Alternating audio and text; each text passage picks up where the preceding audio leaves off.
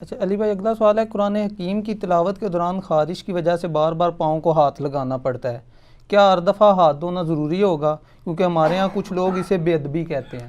جو بے ادبی کہتے ہیں نا، ان سے پوچھیں کہ ان دسو کے کریے، واش بیسن کول بہ کے قرآن پڑھیے، دسو حال۔ یہ بالکل جذباتی ڈاکٹرائن ہے۔ قرآن و حدیث میں کہیں نہیں آیا کہ آپ کے پاؤں کو ہاتھ لگ گیا تو اب آپ قرآن کو نہیں لگا سکتے۔ پاؤں بھی آپ کے جسم کا حصہ ہے، ٹھیک ہے، کوئی گندگی نہیں لگ گئی ہے، ٹھیک ہے، ورنہ پاؤں کے بغیر تو آپ کا سجدہ نہیں ہوتا۔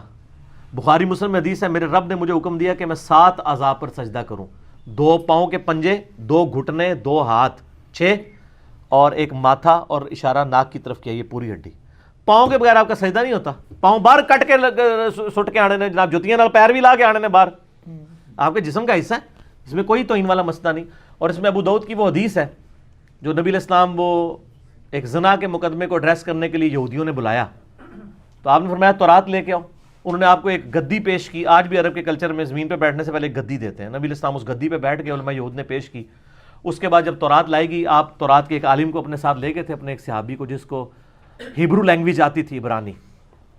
جب وہ تورات لائے تو نبی علیہ السلام نے اپنی پیٹھ کے نیچے سے وہ گدی نکال کے سامنے رکھی اور اس کے اوپر تورات رکھ دی، اور تورات رکھ کے کہا کہ میں ایمان لایا اس کتاب پر بھی اور اس کے نازل کرنے والے پر بھی۔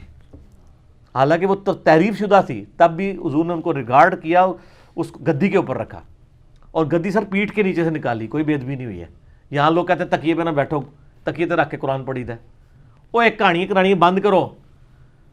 کسی نے کہانی کرائی ہے اور جی سبز گھاس پہ پاؤں نہیں رکھنا، گنبد خضرا سبز ہے، اسی پھر ایسی کہانی دیتی ہے کہ وہ گھروں نہیں باہر نہیں کر سکتے۔ کہانی کرائی ہے نا، میں نے کہا غلاف کعبہ کیا ہے؟ کالا، جرابیں کالی، سڑک کالی، سڑک بھی چٹی کرا لو، گڈیاں دے ٹائر کالے، کدھر جاؤ گے؟ یہ سبز گھاس شیطان نے نہیں اگائی ہے، اللہ نے اگائی ہے۔ اس طرح کوئی دین میں ایسی مسئلہ نہیں ہے۔